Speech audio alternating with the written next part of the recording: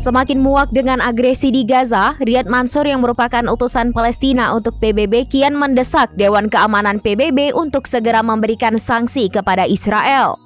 Mansour menegaskan apa yang dilakukan Israel ke Gaza saat ini sudah keterlaluan. Menurut Mansour, selama ini keputusan DKPBB selalu diabaikan oleh Israel. Mansour menganggap Israel sengaja mengabaikan dan merasa tidak peduli dengan keputusan DKPBB. Mansour juga menyindir Eldan yang memainkan ponsel di tengah-tengah pertemuan.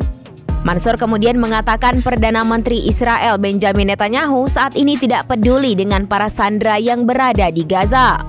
Oleh karena itu, dengan apa yang terjadi sekarang, Mansour mendesak DKPBB untuk segera memberikan sanksi kepada Israel.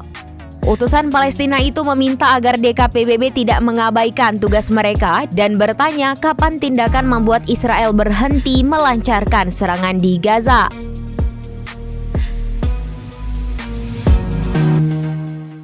Download Tribun X sekarang, menghadirkan lokal menjadi Indonesia.